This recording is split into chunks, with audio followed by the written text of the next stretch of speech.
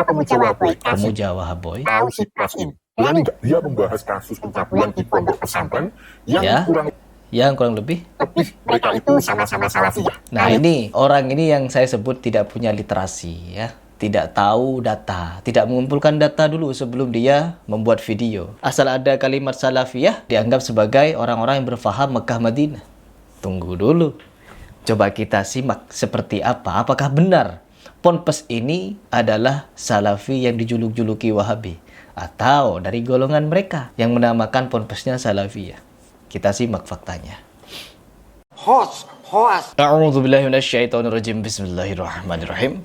Hari ini saya tergelitik dengan salah satu postingan oleh YouTuber Aswaja, yang dimana orang ini memberikan data dan fakta bahwa kemarin saya kan pernah memberikan tantangan kepada mereka, apabila kalian bisa menemukan satu saja di kasus pencabulan orang-orang salafi Wahabi, orang salafi yang dituduh-tuduh Wahabi, maka kalian hebat, benar-benar hebat. Tetapi kalau tidak ditemukan, boleh kalian cari yang ada di Mekah Madinah, di universitas-universitas yang ada di Mekah Madinah sana. Apabila ada dosen ataupun asatid di situ yang mencabuli jemaah atau santrinya. Saya sampai bilang seperti itu karena kalau berbicara mayoritas kan ada komentar, iya, kalau di Indonesia yang mayoritas adalah NU, pasti banyak oknumnya di NU. Ya, sekarang saya tantang kalian, cari yang di Mekah Madinah, ya, tokoh-tokoh di sana, ulama-ulama di sana. Ya, ingat ulamanya ya, orang yang dianggap asatid di sana, syekh yang melakukan tindakan asusila seperti yang terjadi di kalangan kalian. Ya, saya juga kalangan kalian dulu. Ya, saya juga belajar sufi, saya juga belajar di NU, ya. Tapi saya tidak mau lama-lama di situ karena tahu sudah bagaimana kalian itu di dalam memelihara TBC, takhayul bid'ah dan khurafatnya. Dan sekarang ketika saya memberikan tantangan seperti itu, dijawab teman-teman. Ada ternyata di ponpes yang bernama Salafi ada kasus pencabulan, dan ponpesnya bernama Salafiyah Asy-Syafi'iyah. Coba kita simak seperti apa pemaparan data dari orang ini. Kita coba simak. Nah, dia terus-terusan menyerang NU dari berbagai ini. Mulai dari apa? Tahlilan. Tahlilan. Tahlilan bukan saya yang nyerang. Sekali lagi saya ingatkan, bukan Harry Plus yang nyerang. Biar Anda lebih jelas lagi, simak video singkat ini. Ada yang suka datang ke acara tahlilan. Nah, sebenarnya tahlilan itu budaya atau syariat Islam bukan sih? Jika yang dimaksud tahlil itu membaca la ilaha illallah, maka Muhammadiyah tidak melarang, bahkan menganjurkan untuk banyak membacanya untuk mendekatkan diri kepada Allah. Maka yang dilarang menurut Muhammadiyah adalah upacara yang berkaitan dengan 7 hari, 40 hari, dan 100 hari kematian. Apalagi harus mengeluarkan uang banyak sehingga terkesan mubazir.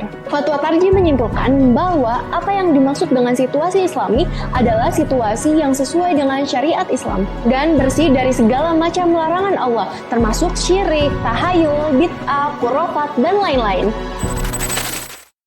Ya, di situ jelas Muhammadiyah menyatakan bahwa tahlilan adalah bid'ah. Ini Muhammadiyah nih, dari media sosial Muhammadiyah, dan tentunya mengutip fatwa tarjih Muhammadiyah. Bukan Harry Pras yang nyerang. Muhammadiyah dan NU dari dulu sudah kontra ya antara amaliyah TBC itu. Saya hanya meneruskan, karena kalau tidak diteruskan nanti TBC yang berkembang biak. Solawatan, mau Enggak. Kalau orang mau bersolawat, saya sangat acungi jempol, karena solawat itu diperintahkan oleh Allah, lalu dilakukan juga oleh Allah dan malaikat. Tapi kalau majelis solawat yang beginian,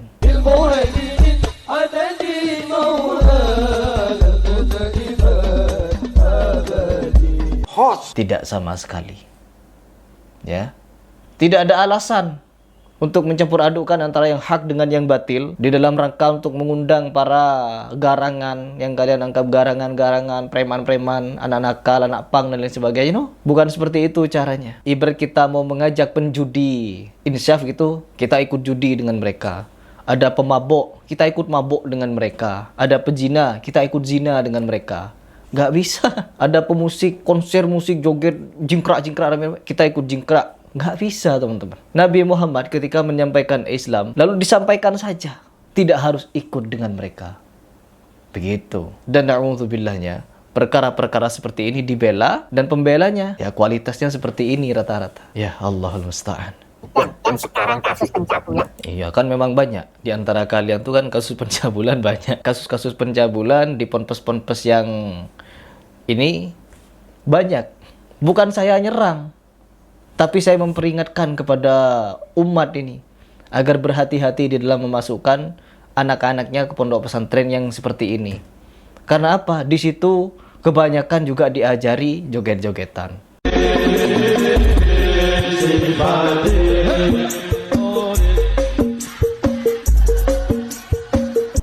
Perempuan-perempuan diajari joget-joget, geol-geol dada, geol-geol pinggul, gini-gini, menggoda syahwat laki-laki. Bagaimana tidak terjadi banyaknya kasus pencabulan? Kalau seperti itu suguhannya, diajarinya. Mau ngelak.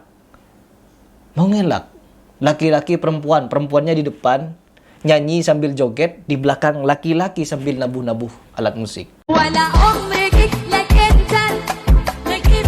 Di bawah ngapain santri-santrinya? Ikut joget.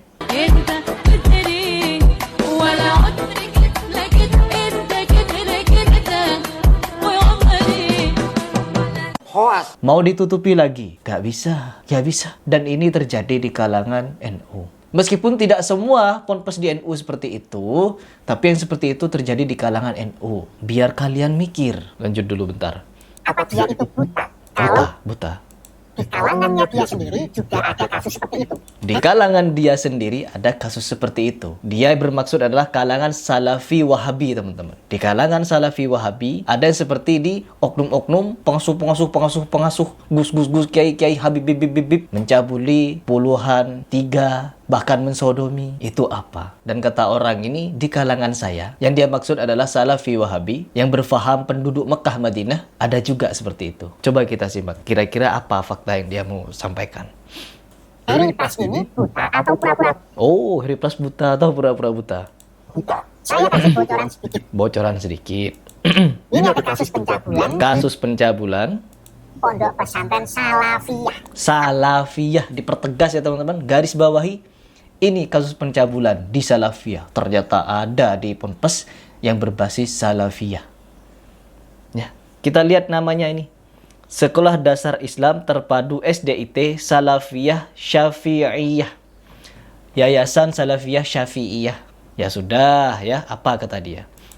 Apakah Harry pernah membahas hal ini? Enggak, sekarang saya akan bahas. Melalui Anda, saya akan bahas video ini. Ya, saya jarang ya bahas YouTuber ya. Tapi karena video orang ini sangat-sangat menggelitik, jadi saya coba untuk memberikan tanggapan. Saya reaction Anda. Tapi saya sarankan kepada netizen saya, kalian nggak perlu tonton channel dia. Kalian tidak perlu tonton video dia. Karena isinya ya hanya gedabrusan. Tidak jauh berbeda dengan oknum-oknum kiai, oknum habib, oknum gus yang hobi gedabrusan juga. Ya Allah. Pimpinan ponpes ditahan terkait laporan pencabulan dan persetubuhan Sorong, Papua Barat Daya.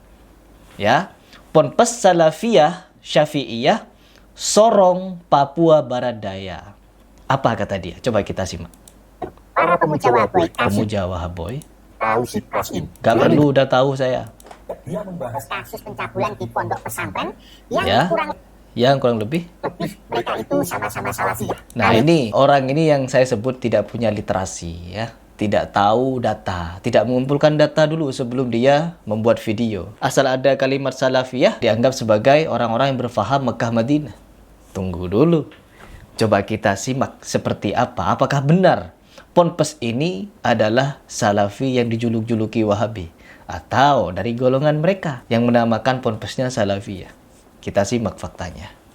Di sini kita punya data teman-teman. Kita langsung ke Google Map karena yayasan ini juga sudah lama, jadi sudah terdaftar tentunya ya dari Kemendikbud atau Kementerian Agama atau MUI atau apalah itu. Di sini saya sudah searching di map yaitu Ponpes Salafiyah Syafi'iyah Sorong, Papua Barat Daya.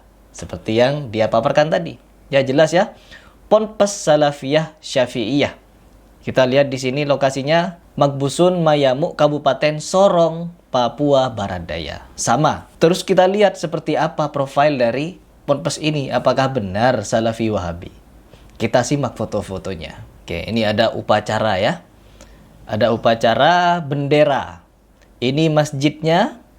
Dan kita saksikan di belakang sini ada foto siapa? Ya, kalian bisa lihat di sini ada foto siapa? Mereka membawa tokoh NU yaitu Mbah Hashim Asy'ari. Dan ada satu hal lagi yang sangat mencolok. Kalian lihat ini apa? Ya, ini banser di situ. Apakah iya Salafi Wahabi punya banser? Ini satu masih. Coba kita simak yang lain ya, biar kalian sama-sama melek. Ini kegiatannya ya teman-teman.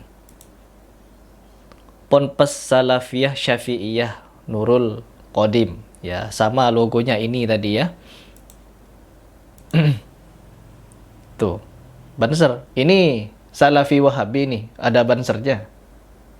Lihat lagi yang lain. Ini Wahabi nih.